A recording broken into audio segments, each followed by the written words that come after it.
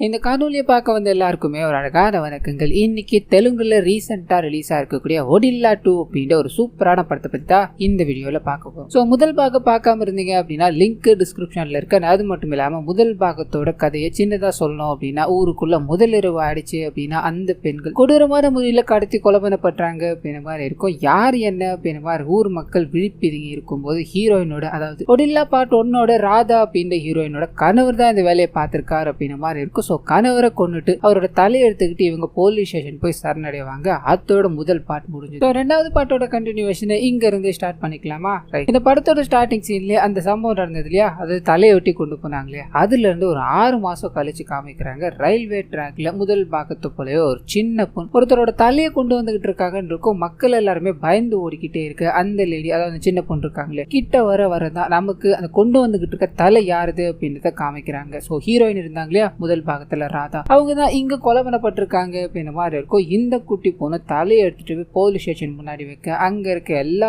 போலீஸும் பயந்துட்டாங்க. சார், இந்த பொண்ணு தான் 6 மாசத்துக்கு முன்னாடி தன்னோட கணவரான திருப்பதியை கொலை பண்ணிட்டா அப்படின்ற மாதிரி இங்க வந்தா, இப்ப இவளையே கொண்டு தலையை கொண்டு வந்திருக்காங்களே சார் அப்படின்ற மாதிரி மரண பீதியில நின்றுகிட்டே இருக்கு. அப்படியே கட் பண்ணி ஒரு 6 மாசம் உள்நோக்கி போறாங்க. அந்த 6 மாசத்துல என்ன நடந்தது அப்படின்றது இப்ப ரிவீல் ஆக ஆரம்பிக்குது. ஸோ ராதா கணவரை கொலை பண்ணிட்டு ஜெயிலுக்குள்ள போயிட்டாங்க. இந்த சைடு கணவரோட டெட் பாடி இருக்கு இல்லையா, அதை போஸ்ட்மார்ட்டம் பண்ணணும் அப்படின்ற மாதிரி அங்க இருக்க ஒரு டாக்டர் வேலைகள் எல்லாத்தையும் பண்ணிக்கிட்டே இருக்கும்போது இந்த மனுஷன் தன்னோட மனைவியால கொலை பண்ணப்பட்டிருக்காரு. இது என்ன காரணம் அப்படின்ற மாதிரி கேட்டு தெரிஞ்சுக்கிறாரு. இவெல்லாம் சாக வேண்டியதுதான், இப்படி ஒரு வேலையை பார்த்திருக்காரு அப்படின்ற மாதிரி போஸ்ட்மார்ட்டம் எல்லாத்தையும் பண்ணி கொடுத்து இந்த இறந்து போற நபர் இருக்கா இல்லையா, அவரோட ஃபேமிலி கிட்ட கொடுத்து அனுப்ப அப்படியே கட் பண்ணி ஊர் மக்களுக்கு இந்த விஷயம் தெரிய ஆரம்பிக்குது. கும்பலா ஒரு பஞ்சாயத்து மாதிரி ஒண்ணு கூட்டுறாங்க. ஒரு பக்கம் இறந்து போனவரோட டெட் பாடியை வச்சுட்டு அவங்களோட ஃபேமிலி மெம்பர்ஸ் மட்டும் அழுதுகிட்டு இருக்காங்க. ஒரு அனாதை போன ரேஞ்சுக்கு இந்த பொண்ணு கிடைக்குது அப்படின்ற மாதிரி எல்லாம் கதறி அழுதுகிட்டே இருக்கேன். இன்னொரு பக்கம் ஊர் மக்கள், அவனால நம்ம ஊருக்கு மொத்த மானமும் போயிருச்சு, எத்தனை கொலைகள், அவன் அந்த கொலைகள் எல்லாத்தையும் பண்ணிட்டு மனைவி கையால செத்து போயிட்டான் அப்படின்றதுக்காக சும்மா விட முடியுமா?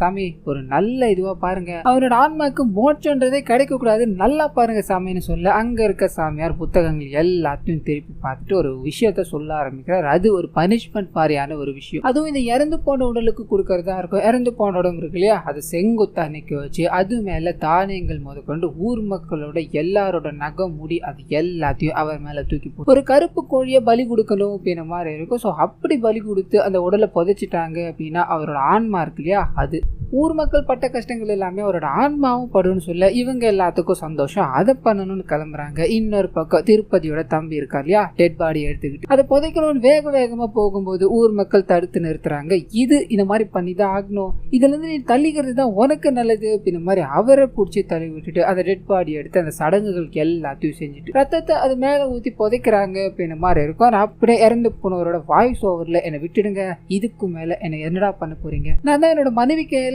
இறந்து போயிட்டேனடா அப்படின்ற மாதிரி கத்திக்கிட்டே இருக்க மாதிரியும் ஒரு கட்டத்துக்கு மேல ஆக்ரோஷமாக்குறார். என்ன இந்த மாதிரி பண்ணிட்டீங்கல்ல, என்னைக்காவது ஒரு நாள் உங்களை எல்லாரையுமே கொலை பண்ண வேண்டாம், இந்த ஊர்ல இருக்க ஒருத்தரும் நிம்மதியா தூங்க முடியாதுன்னு பயங்கரமா மிரட்டிக்கிட்டே இருக்கு. அந்த சத்தம் அப்படியே அமைதியாகுது. கட் பண்ண இமயமலைக்கு பக்கத்துல இருக்க ஒரு 3 சுவாமிகளை காமிக்கிறாங்க. ஒடில்லா அப்படின்ற ஒரு கிராமத்துல ஒரு அமானுஷ சக்தி உருவெடுத்துருச்சு அப்படின்றது இவருக்கு தெரிய ஆரம்பிக்குது. அதே சமயத்துல கெட்டதுன்னு ஒண்ணு இருந்தா அதை அழிக்கக்கூடிய நல்ல விஷயம் ஒண்ணு இருக்கோ அப்படின்ற மாதிரி கூட இருக்கவங்க கிட்ட சொல்லிக்கிட்டே இருக்கும்போது முகம் தெரியாத ஒரு லேடியை நமக்கு காமிக்கிறாங்க. இந்த காசி வாரணாசி அப்படின்ற பகுதிகளை எல்லாத்தையும் சுத்திக்கிட்டே இருக்காங்க. ஓம் நமச்சிவாய அப்படின்ற மந்திரத்தை மட்டும் சொல்லிக்கிட்டே இருக்காங்க. கட் பண்ணா ஒடில்லா கிராமத்துக்குள்ள போகுது. பல வருஷங்களா இங்க கல்யாணம் அப்படின்றது நடக்காம இருக்கும். காரணம் என்ன அப்படின்னா அந்த திருப்பதி. இப்ப அவன் இறந்து போயிட்டான், அவனோட ஆன்மாவை நம்ம பழி வாங்கியாச்சு, இதுக்கு மேல என்ன வேணும் அப்படின்ற மாதிரி ஒரு கல்யாணத்தை தடபுடலா பண்ணி வைக்கிறாங்க. கட் பண்ணா முதலிரவு நடக்கணும்ன்ற மாதிரி இருக்கும். ஐயர் வந்து அவங்கள ஆசீர்வதித்து அனுப்பணும்னு இருக்கும். இதனால ஐயர் வேகமா நடந்து போய்கிட்டே இருக்கு. திருப்பதியை புதைச்சாங்க இல்லையா, அதுக்கு பக்கத்துல ஒரு 4-5 பேர் உட்காந்து குடிச்சுக்கிட்டு இருக்காங்க. ஐயர் இவங்க கூட மிங்கிள் ஆகி குடிச்சுக்கிட்டே இருக்கும்போது அதுல இருக்க ஒரு நபர், யோ ஐயரே கல்யாணம் பண்ணி வச்சுட்டு வந்தியே, அதெல்லாம் நான் எவ்வளவு நாள் வளர்த்திருக்கேன் தெரியுமா, எனக்கு கிடைக்க வேண்டிய வாங்க இப்ப வேற கூட வாழ போறையா, இதை என்னால ஏத்துக்கவே முடியல, எனக்கு ஒரு யோசனை தோணுது, சொன்னா தப்பா எடுத்துக்க மாட்டீங்களே, எனக்குள்ள ஆவி பூந்துருச்சு, அந்த திருப்பதி தான் அந்த பொண்ணு கெடுத்துட்டா அப்படின்ற மாதிரி நான் கெடுத்துட்டு வந்துருவான்னு சொல்ல இந்த சாமியார் ஒரு மாதிரி முகம் சொல்லிக்கிறார். உன் கூட உட்காந்து குடிச்சதே தப்புடா, நாங்க இருந்து கிளம்பலான்னு ட்ரை பண்ண அர்ஜென்ட்டா யூரின் என்ன பண்ணுறதுன்னு தெரியாம அந்த திருப்பதியோட கல்லர் இருக்கு இல்லையா அதுல போய் அடிக்க ஆரம்பிக்கிறார். அந்த சமயம் பார்த்து காலில் ஒரு முள்ளு குத்துது, ரத்தம் சொட்டி சொட்டி அந்த திருப்பதியோட கல்லறைக்குள்ள விழுந்துருச்சுன்னு இருக்கும். ஸோ திருப்பதி இதுக்காக தான் காத்துக்கிட்டு இருந்தேன், அந்த சமயம் எனக்கு கிடைச்சிருச்சு அப்படின்னு மாதிரி பயங்கர ஆக்ரோஷத்தோட இவரோட உடம்புக்குள்ள போக அப்படியே கட் பண்ண அந்த கல்யாண வீட்டுல காமிக்கிறாங்க. உள்ள இருக்க எல்லாருமே எவ்வளவு நேரம் ஆகிரும், சரியான நேரத்தை குறிச்சு கொடுங்க, ஆக வேண்டிய வேலையை பார்க்கல அப்படின்ற மாதிரி அந்த வேலைகளை எல்லாத்தையும் பார்த்து ஆளுக்கு ஒரு திசையா போய் தூங்க ஆரம்பிக்கிறாங்க. இங்க கல்யாண ஜோடி ரொமான்டிக்கான விஷயங்கள்ல ஈடுபட்டுக்கிட்டே இருக்கும்போது இந்த ஐயர் இருக்கா இல்லையா கதவை உடச்சிக்கிட்டு உள்ள வர ஆரம்பிக்கிறார். வந்தது மட்டும் இல்லாம அந்த கல்யாண மாப்பிள்ளைய ஒரே அடி அந்த இடத்துல இறந்து போறாரு. அந்த கல்யாண பொண்ணு இருக்காங்க இல்லையா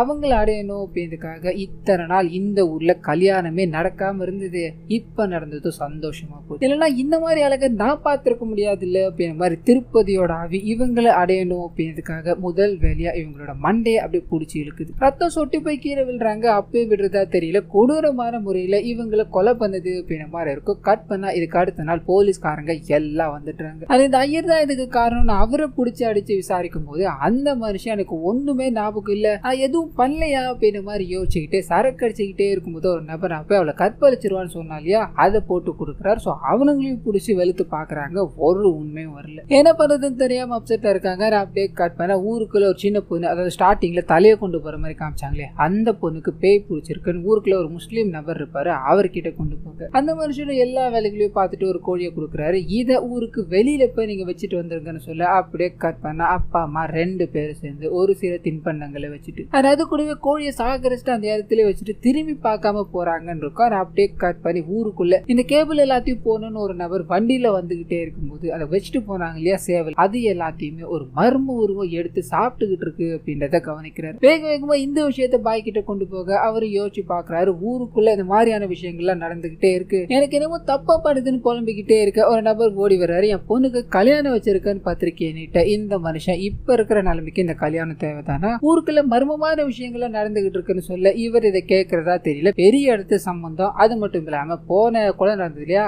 ஐயர் தான் அதை வேலையை பார்த்திருக்கான். இந்த வாட்டி எந்த பிரச்சனையும் நடக்காது, கல்யாணம் நடக்கிறதுக்கு முன்னாடி இப்படி பேசாதீங்க அப்படின்ற மாதிரி முறைச்சுக்கிட்டே அங்கிருந்து போக அப்படியே கட் பண்ணா அன்னைக்கு ஆன்மாவை சுத்திக்கிட்டு இருக்க திருப்பதி இருக்கா இல்லையா அவன் பயங்கரமா கத்திக்கிட்டே இருக்க மாதிரியும் தனக்கான வாய்ப்பு இன்னொரு முறை கிடைக்க போகுது அப்படின்ற மாதிரி சொல்லிக்கிட்டு அவன் ஓட்டிக்கிட்டு இருந்த சைக்கிள ஊரு ஃபுல்லா சுத்த விட்டுக்கிட்டே இருக்க மக்கள் பயந்து போறாங்க. இங்க என்னமோ நடக்குது அப்படின்னு உணர ஆரம்பிக்கிறாங்க. கட் பண்ணா திருப்பதியோட ஃபேமிலி மெம்பர்ஸ் எல்லாருமே படையல் எல்லாத்தையும் வச்சுட்டு திருப்பதி நீ போயிட்டியானா இனிமேல் எங்களோட ஃபேமிலிக்கு யாரா இருக்கா அப்படின்ற மாதிரி புலம்பிட்டு போக இவங்க போன அந்த சமயம்னு பார்த்து இந்த உணவுகள் எல்லாத்தையுமே அந்த திருப்பதியோட ஆன்மா எடுத்து சாப்பிடுற மாதிரி காமிக்கிறாங்க. இன்னொரு பக்கம் கல்யாணம் வேணாம் அப்படின்ற மாதிரி சொல்லி கல்யாண ஏற்பாடுகளை பண்ணிட்டு இருக்கா இல்லையா அங்க போகுது. கல்யாண வேலைகள் எல்லாமே தடபுடலாம் நடந்து கறி விருந்து போட்டுக்கிட்டே இருக்கு. அப்பத்திக்கு ஊர் தலைவரா இருக்க, அதாவது பஞ்சாயத்து தலைவரா இருக்க நபர் அங்க வராரு. கல்யாண பொண்ணு பையன் எல்லாத்தையும் வாழ்த்திட்டு போய் பாத்தீங்கன்னா 116 அப்படின்றத வைக்கிறாரு. பயங்கரமா சிரிக்க ஆரம்பிச்சிடுறாங்க. பொண்ணோட அப்பா இருக்கா இல்லையா போதும் போதும் இந்த மாதிரி வச்சுட்டு போனா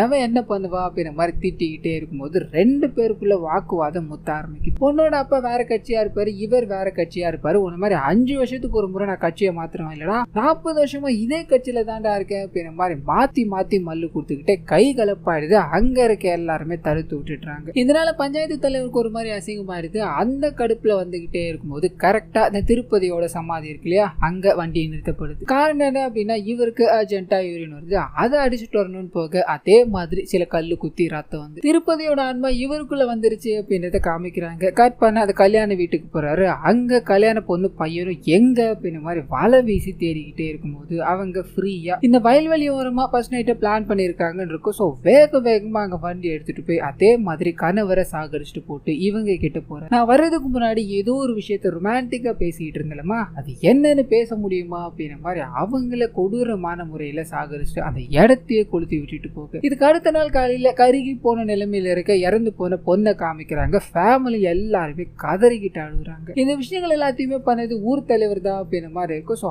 அவரை பிடிச்சி விசாரிக்கிறாங்க. ஒரு பயனும் இல்லை, எதுவுமே தெரியாது. கடுப்பாக்குறாங்க. 2 கொலைகள் நடந்தது, 2 பேருமே இதே சொன்னா என்ன அர்த்தம் அப்படின்ற மாதிரி அவங்க 2 பேரையுமே கட்டி போட்டு ஊர் மக்கள் எல்லாருமே தாக்கிக்கிட்டே இருக்கு. இவங்களுக்கு ஒன்னும் புரியல, இதை நாங்க பண்ணிருந்தோம் அப்படின்னா ஏத்துக்கு போறோம், எங்களை தாண்டி இது நடந்திருக்கு, இது எங்களுக்கே புரியல, நாங்க அந்த இடத்துக்கு போனோம், அதுக்கப்புறம் என்ன நடந்ததுன்னே எங்களுக்கு தெரியலமான்னு புலம்பிக்கிட்டே இருக்க ஊர் மக்கள் எல்லாருமே ஓ திருப்பதி மேல பழிய போட்டு நீங்க தப்பிக்கலான்னு பாக்குறீங்களாடான்னு சொல்லிக்கிட்டே இருக்கு. அந்த சமயம்னு பார்த்து ஒரு முஸ்லீம் நபர் இருக்கா இல்லையா அவர் ஆதாரங்களோட நிரூபிக்கிற அப்படின்ற மாதிரி உள்ள என்ட்ரு என்டர் ஆகுறாரு. அந்த கேபிள் டிவி ஆபரேட்டர் இருப்பாரு, அவர் வீடியோ ஃபுல்லா எடுத்து வச்சிருப்பாரு. அந்த வீடியோஸ் எல்லாத்தையும் காமிச்சு இதுக்கு பின்னாடி இருக்கிறது திருப்பதி தான், நீங்க அவனோட ஆன்மாக்கு பனிஷ்மெண்ட் கொடுக்குற அப்படின்ற மாதிரி அவனோட ஆன்மாவோட கோவத்தை கிளறி விட்டுட்டீங்க, அதுதான் இப்போ உங்களை பழி வாங்கிக்கிட்டு இருக்கு அப்படின்ற மாதிரி பேசிக்கிட்டே இருக்க அந்த சமயம் பார்த்து ஊருக்குள்ள 2 மர்டர்ஸ் நடந்திருக்கு அப்படின்ற மாதிரி புது போலீஸ்காரர் அங்க வந்து இறங்குறாரு. இவங்க பேசிக்கிட்டு இருக்க எல்லாத்தையும் ஒதுக்கி தள்ளிட்டு 2025 இருக்கும்பா, இந்த காலத்துல பேயாவது பிசாசாவது உங்களுக்கு என்ன, இப்போ அந்த திருப்பதியோட ஆவி இதுக்கு எல்லாத்துக்கும் பின்னாடி இல்ல அப்படின்றத நிரூபிக்கணும், அவ்வளவுதானே. கட்டி வச்சிருக்கானுங்க இல்லையா அவனுக்கு 2 பெரிய வண்டியில் ஏத்தியா, நான் திருப்பதியோட ஆவிக்கிட்டே போய் பேசிட்டு வரேன் அப்படின்ற மாதிரி வேகமா போய் சமாதியில போய் உட்காராரு. அங்க சுத்தி முத்தி பார்த்துட்டு ஒன்னும் நடக்கலையே, அவனோட பண்றேன் நைட்டு ஃபுல்லா தனியா இருக்கேன், அடுத்த நாள் எதுவா இருந்தாலும் பேசிக்கலாம், முதல்ல இங்க இருந்து கிளம்புங்க அப்படின்ற மாதிரி எல்லாரையும் அனுப்பிவிட்டு தைரியமா உட்காந்துக்கிட்டே இருக்க. அப்படியே கட் பண்ணி இதுக்கு அடுத்த நாள் காலையில மத்த கான்ஸ்டபிள் எல்லாமே இவரை பார்க்கணும்னு ஓடி வரும்போது இவரோட கண்கள் பிதுக்கப்பட்டும் இவரோட முதுகெலும்பு அப்படியே தேய்க்கப்பட்ட நிலைமையில இறந்து போய் கிடக்குறாரு. பயங்கர ஷாக்கு. அப்படியே கட் பண்ணா அன்னைக்கு நைட் என்ன நடந்தது அப்படின்றத காமிக்கிறாங்க. ஒரு தனிமையில உட்காந்து சிகரெட் குடிச்சுக்கிட்டே இருக்கும்போது திருப்பதியோட சைக்கிள் அங்கேயும் இங்கேயும் ஓடிக்கிட்டே இருக்கு. பயந்து போறாரு, அங்கிருந்து தப்பிக்கணும் ட்ரை பண்றாரு. திருப்பதியோட ஆவியால இவர் கொல்லப்படுறாரு அப்படின்ற மாதிரி இருக்கும். சோ இது மூலமாவே மக்கள் கன்ஃபார்ம் பண்ணிடுறாங்க, இங்க ஒரு பெரிய ஆபத்தை நம்ம உருவாக்கிட்டோம், இந்த தப்ப நம்ம பண்ணிருக்க கூடாது அப்படின்ற மாதிரி ரியலைஸ் பண்றாங்க. இதுக்கு அடுத்தடுத்த நாட்கள்ல வீட்டை விட்டு வெளியே போகவே மக்கள் பயப்பட ஆரம்பிக்கிறாங்க. ஏன்னா திருப்பதியோட ஆவி ஏதாவது பண்ணிடுமோ அப்படின்ற அச்சத்துல வீட்டுக்குள்ளே முடங்கி போயிட்டாங்கன்னு இருக்கும். சோ இதனால ஊர்ல இருக்க பெரிய மனுஷங்க எல்லாருமே ஒரு முடிவு எடுக்கிறாங்க.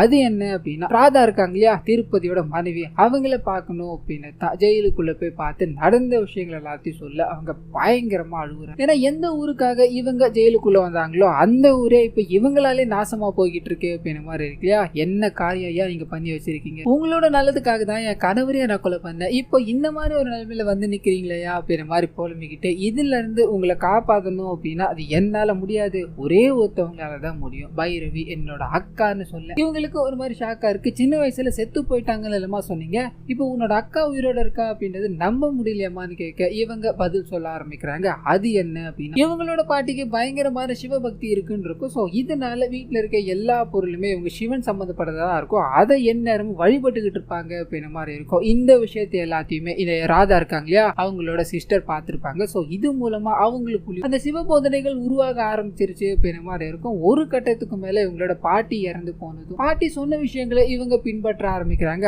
அது என்ன அப்படின்னா, இவங்க 12 வயசுல பெரிய மனுஷன் ஆயிட்டாங்க அப்படின்ற மாதிரி இருக்கும். அதுல இருந்து இவங்களோட மாதவிடாய் காலம் முடிகிற வரைக்கும் சுமார் ஒரு 58ல முடியும் அப்படின்ற மாதிரி இருக்கு இல்லையா, அது வரைக்கும் ஓம் நமச்சிவாய அப்படின்ற நாமத்தை 110 கோடி தடவை சொல்லிட்டாங்க அப்படின்னா இவங்களுக்கு இந்த சிவனை நேர்ல பார்க்கக்கூடிய, அதாவது சிவனை நேர்ல தரிசிக்கக்கூடிய சக்தி கிடைக்கும் அப்படின்ற மாதிரி இருக்கும். ஸோ இதுக்காக தான் இவங்களோட பாட்டி போராடிக்கிட்டு இருக்காங்க. இவங்க அதை நோக்கி தான் போயிட்டாங்க, வீட்டை விட்டே போயிட்டாங்கன்னு இருக்கும். இது எல்லாத்தையுமே சொல்லி அவங்களால மட்டும்தான் அவங்களை காப்பாற்ற முடியும். ஆனா அவங்கள இங்க வர வைக்கிறது அப்படின்னு சாத்தியமே இல்லாத ஒண்ணுன்னு சொல்ல இவங்க கெஞ்சி பாக்குறாங்க. அப்பதான் இந்த ராதாவுக்கு ஒரு ஞாபகம் வருது, வருஷத்துக்கு ஒரு முறை அவங்க அவங்களோட பாட்டி போய்கிட்டு இருந்த ஒரு அரண்மனைக்கு போய் சிவனை வழிபடுவாங்கன்னு இருக்கும். ஸோ அந்த இடத்துக்கு நீங்க போனீங்கன்னா அவங்கள பார்க்கலாம், அவங்களால மட்டும்தான் இதை உதவி பண்ண முடியும்னு சொல்ல இவங்க வேகமா அங்க போறாங்க. அந்த சமயம்னு பார்த்து இந்த கோயில் மாடுகள் எல்லாத்தையும் ஒரு சிலர் வண்டியில கடத்திக்கிட்டு போய்கிட்டு இருக்காங்கன்னு இருக்கும். ஸோ ஒரு குட்டி கண்ணுக்குட்டி இருக்கும், அதை போட்டு கொடுமைப்படுத்திக்கிட்டே இருக்க இந்த விஷயம் அந்த பைரவிக்கு தெரிய ஆரம்பிக்குது. அவங்க அங்க வந்து அந்த மாடுகள் எல்லாத்தையுமே காப்பாத்தி சிவனானங்களை அந்த மக்களுக்கு பேசிக்கிட்டே இருக்கும்போது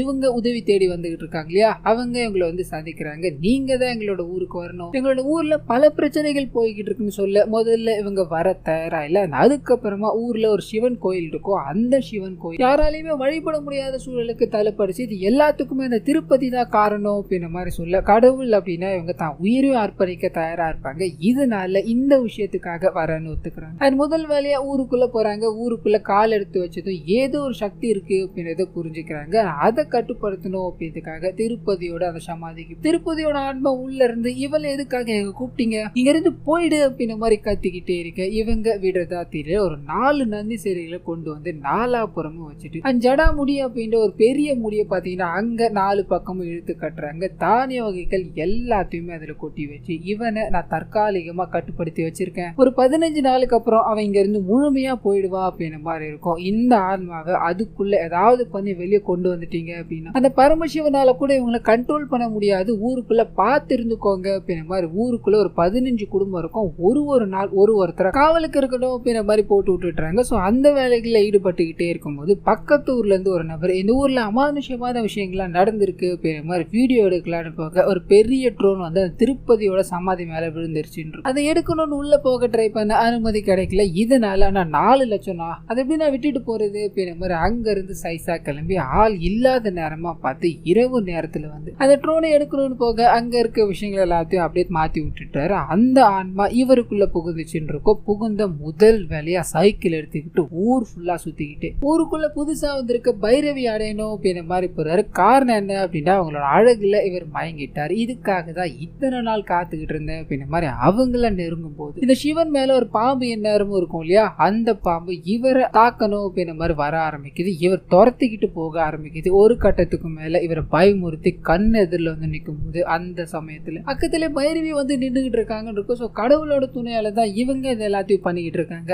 அது மட்டும் இல்லாம 110 கோடி தடவை அந்த மந்திரத்தை சொல்லணும்னு இருக்கும் இல்லையா, கொஞ்சம் கொஞ்சமா சொல்லிட்டு இன்னும் ஒரு 10,000 தான் இருக்கு அப்படிங்கிற மாதிரி இருக்கும். அந்த விஷயங்களும் பார்ஷியலா காமிச்சிட்டு இந்த ஆன்மா கூட சண்டை போடுற மாதிரி காமிக்கிறாங்க. இதோட முடிவில் அந்த ஆன்மாவை சமாதியை அப்படியே அடக்கி வச்சுட்டு அங்க இருந்து கிளம்ப அப்படியே கட் பண்ணி ஊர் மக்கள் இந்த பிரச்சனைகள் எல்லாமே முடியட்டும், நம்ம அந்த பிரச்சனை முடிகிற அந்த நாள் அன்னைக்கு ரொம்ப நல்ல நாளா இருக்கு, ஊர் திருவிழாவை வச்சுக்கலாமா அப்படிங்கிற மாதிரி பேசிக்கிட்டே இருக்க அந்த சமயம் பார்த்து ஊருக்குள்ள பயங்கரமான காத்து. அந்த ஜெயிலுக்குள்ள இருந்து ராதாவும் வெளியே வந்துட்டாங்க அப்படிங்கிற மாதிரி இருக்கும். இதை எல்லாத்தையும் பார்த்து பயந்து போய் என்ன நடக்குது அப்படிங்கிற மாதிரி போகும்போது அப்பதான் ஊர் மக்கள் எல்லாத்துக்குமே அந்த திருப்பதியோட ஆன்மா இருக்கு இல்லையா, அது ஒரு மரண பயத்தை கொடுக்குது. அது என்ன அப்படின்னா இந்த பஞ்சபூதங்கள் இருக்கு இல்லையா, அந்த பஞ்சபூதங்களை அடக்கி நிறைய மந்திரவாதிகள் எல்லாத்தையும் பார்த்து அகோரிகள் எல்லாத்தையும் பார்த்து மந்திரங்கள் எல்லாத்தையும் இவர் கத்துக்கிட்டு வந்துட்டாருன்னு இருக்கும். ஸோ அது மூலமா இந்த ஊர்ல இருக்க எல்லாத்தையுமே இனிமேல் நான் கண்ட்ரோல் பண்ணாதா இருக்கும் அப்படின்ற மாதிரி முடிவு பண்ணி முதல் வேலையை அந்த ஊரை சுத்தி ஒரு பெரிய கோடு போட்டுறாரு. என்ன தாண்டி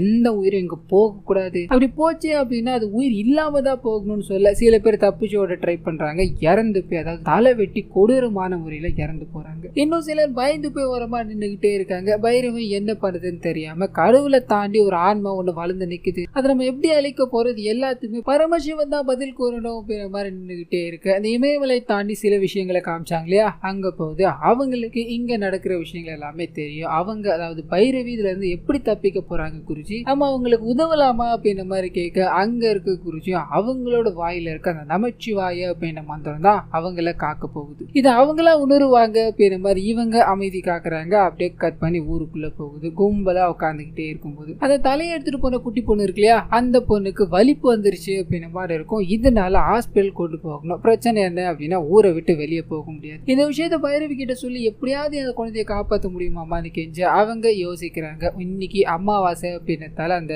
ஆன்மாவோட சக்தி கொஞ்சம் குறையும், அதை நம்ம பயன்படுத்திக்கலாம் அப்படின்ற மாதிரி ஒரு பிளானை போடுறாங்க. அது என்ன அப்படின்னா இந்த ராதா இருக்காங்க இல்லையா, அவங்கள அந்த ஆன்மா கூட பேசி கொஞ்சம் டைவர்ட் பண்ணு அப்படின்ற மாதிரி அனுப்பிவிட்டு அந்த ஊரை சுத்தி இருக்க வளையங்கள் வீக் ஆனதும் அங்கிருந்து தப்பிச்சு போயிடலாம், அந்த குழந்தைய காப்பாத்திடலாம் அப்படின்றதான் பிளானா வச்சிருப்பாங்க. ஸோ அதை நடத்த ஆரம்பிக்கிறாங்க. ராதாவோ இத்தனை கொலைகளை எதுக்காகடா நீ பண்ணிக்கிட்டு இருக்க, என்ன கொலை பண்ணி உன் கூட எடுத்துக்கோ, இந்த ஊர் மக்களை விட்டுட அப்படின்ற மாதிரி கெஞ்சிக்கிட்டே இருக்க. அதே சமயத்துல அந்த குழந்தைய தூக்கிட்டு வெளியே போகலாம் ட்ரை பண்ண இந்த விஷயத்த அந்த ஆன்மா கவனிச்சிருச்சு. என்னைய ஏமாத்த பாக்குறீங்களா அப்படின்ற மாதிரி முதல் வேலையை அந்த குழந்தையோட அதாவது குட்டி குழந்தை இருக்கு இல்லையா, அந்த குழந்தையோட உடம்புக்குள்ள புகுந்து இந்த குழந்தைய காப்பாத்தணும் தானே நீ வந்த, இப்ப நீ என்ன ஆக போற பாரு அப்படின்ற மாதிரி கத்தி எடுத்து ஒரே வெட்டு தலை துண்டா போயிடுது. அந்த தலையை எடுத்துக்கிட்டான். ஸ்டார்டிங் சீன்ல அந்த குழந்தை போய் ஸ்டேஷன்ல போய் வச்சுட்டு வந்துச்சுன்னு இருக்கும். ஸோ இங்க அந்த சீனை கனெக்ட் பண்ணிட்டு அப்படியே கட் பண்ணி ஊர் மக்கள் அம்மா பைரவி அம்மா நீங்க இங்க இருந்து போயிடுங்கம்மா, கடவுள் அப்படின்ற ஒருத்தர் இருந்திருந்தார் அப்படின்னா இந்நேரம் எங்களுக்கு வந்து உதவி இருப்பாரு இல்லம்மா, நீங்க எங்களுக்கு எவ்வளவு உதவி பண்ணணும் ட்ரை பண்ணீங்க, ஆனா எதுவுமே நடக்கலம்மா, நாங்க உங்களை கூப்பிட்டது தப்புதான், கடவுள் ஒருத்தர் இல்லவே இல்ல கடவுள் ஒருத்தர் இல்லவே இல்லை அப்படின்ற மாதிரி புலம்பிக்கிட்டு எல்லாரும் இவங்களை இங்க இருந்து போயிடுங்கம்மா இவங்களோட நலத்துக்கு சொல்லிக்கிட்டே இருக்கு. அவங்க போறதா இல்ல. காரணம் என்ன அப்படின்னா இவங்க கடவுளை நம்புறாங்க, கடவுள் இருக்காரு அப்படின்றது இவங்களுக்கு நல்லா தெரியும். அது மட்டும் இல்லாம இந்த ஊர் தப்பிக்கணும் அப்படின்னா நான் ஒன்னு அடைஞ்சாகணும், அப்படி அடைஞ்சிட்டேன் அப்படின்னா இந்த விஷயங்கள் எல்லாத்தையும் இதோட நிறுத்திட்டு பெருமாறு அந்த ஆன்மா சொல்லிட்டு போயிருக்கும். ஸோ இந்த 2 விஷயங்களுக்காகவும் இங்கே இருக்கணும் அப்படின்ற மாதிரி முடிவு பண்ணி அந்த ஆன்மாக்காக இவங்க ரெடி ஆகிட்டு இருக்காங்க. அதே சமயத்துல ஊர் மக்களும் என்னென்ன மாதிரி தவிச்சுக்கிட்டு இருக்காங்க அப்படின்ற எல்லாத்தையும் காமிச்சிட்டு அப்படியே கட் பண்ணி ஒரு பக்கம் ஊர் மக்கள் இந்த திருவிழா வேலைகள்ல ஈடுபட ஆரம்பிக்கிறாங்க. இன்னொரு பக்கம் அந்த முஸ்லீம் நபர் இருக்கா இல்லையா, அவர்கிட்ட ஹீரோயின் அங்க இருந்து போகும்போது ஒரு சின்ன ஹிண்ட்டை கொடுத்துருப்பாங்க, ஓம் நமச்சிவாயா அப்படின்ற மாதிரி சொல்லியிருப்பாங்க. ஸோ அது மூலமா இவர் அப்படியே க்ளூ தேட ஆரம்பிக்கிறார். நமச்சிவாயா அப்படின்றதுக்கு பஞ்சபூதங்கள் தான் பொருள் அப்படின்ற மாதிரி அங்க கனெக்ட் பண்ணி அது மூலமா இந்த இறந்து போன நபர் இருக்கா இல்ல திருப்பதி, அவரோட உடம்பு இந்த முக்தி அடையாம விஷம் இருக்கு அப்படின்றத கண்டுபிடிக்கிறாங்க. ஸோ அதை நோண்டி அவரோட உடம்புக்கு மோட்சம் கொடுக்கணும் அப்படின்ற மாதிரி வேலைகள்ல ஈடுபட ஆரம்பிக்கிறாங்க. இன்னொரு பக்கம் ஹீரோயின் எல்லாத்துக்கும் தயாரா இருக்காங்க. அது மட்டும் இல்லாம நமச்சிவாயா அப்படின்னு மந்திரத்தை முடிக்கிற ஸ்டேஜில் இருக்காங்க. ஸோ ஒவ்வொரு விஷயங்களை அவங்க கவுண்ட் பண்ணிக்கிட்டே இருக்காங்க. அதே சமயத்துல என் சைடு ஆன்மா இருக்கு இல்லையா, அது இவங்களை அடையணும் அப்படின்ற மாதிரி போக அப்பயும் ஓம் நமச்சிவாயா அப்படின்ற மந்திரம் தான். இந்த ஆன்மாக்கு இதை ஏத்துக்கவே முடியல. என்ன நமச்சிவாயான்னு சொல்லிக்கிட்டே இருக்க, இது எல்லாத்தையுமே இந்த ஊர் மக்கள் முன்னாடி வந்து சொல்லு, அவங்க எல்லாரும் முன்னாடியும் ஒண்ணு வச்சு செஞ்சாதான் எனக்கு சந்தோஷமா இருக்கும் அப்படின்ற மாதிரி ஊர் மக்கள் திருவிழா கொண்டாடிட்டு இருக்காங்க இல்லையா, அங்க தூக்கிட்டு போய் இவங்களை வச்சுட்டு இவங்களை பயங்கரமான முறையில காயப்படுத்துறாரு அப்படின்ற மாதிரி இருக்கும். ரத்தம் சொட்ட சொட்ட இவங்க அந்த மந்திரத்தை மட்டுமே தான் சொல்லிக்கிட்டு இருக்காங்க. கடைசி 5 அதை ஒண்ணா சொல்லிக்கிட்டே இருக்கும்போது கடைசி 1 இருக்கும்போது அவங்க ரத்த வெள்ளத்துல அப்படியே மயக்கம் போட்டு விழுந்துட்டாங்க. லிட்டரலி இறந்து போயிட்டாங்க. சோ ஊர் மக்கள் எல்லாருமே பாக்குறாங்க, பயங்கர சோகத்துல இருக்காங்க. அதுல இருக்க ஒரு குட்டி பொண்ணு இவங்களை வந்து எழுப்பணும்னு ட்ரை பண்ண அங்க இருக்க அந்த திருப்பதி இருக்கா இல்லையா, ஓ சின்ன பொண்ணெல்லாம் சப்போர்ட்டா, சரிமா எழுப்பு, இவ இறந்தே போனாலும் இவளை நான் அடியாம விட மாட்டேன் அப்படின்ற மாதிரி நின்றுகிட்டே இருக்க அந்த குழந்தை எழுப்பி பாக்குது, எழுந்திருக்குல்ல. இதனால கடவுளோட நந்தி சிலை இருக்கு இல்லையா, அந்த நந்தி சிலை கிட்ட போய் நீங்க இருக்கிறது உண்மை அப்படின்னா எங்களை வந்து காப்பாத்துங்க, அப்படி இல்லைன்னா என்னைக்குமே நான் உங்களை வழிபட மாட்டேன் அப்படின்ற மாதிரி சொல்லிட்டு போக அங்க ஒரு ஆச்சரியம் நடக்க ஆரம்பிக்குது. அது என்ன அப்படின்னா அந்த நந்தி சிலை இருக்கு இல்லையா, அப்படியே எழுந்து வந்து மக்கள் எல்லாரையுமே பார்க்க ஆரம்பிக்குது. ஸோ மக்கள் வழிபட ஆரம்பிக்கிறாங்க. இந்த சைடு இறந்து போற நிலைமையில இருக்க ஹீரோயினுக்கு கொஞ்சம் உயிர் கொடுக்கும் போது அவங்க கண்ணை திறக்கிறாங்க. அப்படியே அந்த நந்தி காரணம். ஸோ இவங்க கண்ணை திறந்துட்டாங்க, எல்லா பிரச்சனையும் முடிஞ்சிருச்சு அப்படின்ற மாதிரி மக்கள் நிலைக்கு அங்கதான் இவங்களால ரொம்பவே வாய் பேச முடியாத ஒரு நிலைமைக்கு தள்ளப்பட்டுட்டாங்க. என்ன பண்றதுன்னு தெரியாம இந்த அரக்கனை அழிக்க முடியலையே அப்படின்ற மாதிரி கஷ்டப்பட்டுக்கிட்டு இருக்காங்க. இன்னொரு பக்கம் இவங்களுக்காக, அதாவது இவங்களை பத்தியே நினைச்சுக்கிட்டே இருக்க அந்த இமாலயாஸ் பக்கத்துல இருக்காங்க இல்லையா,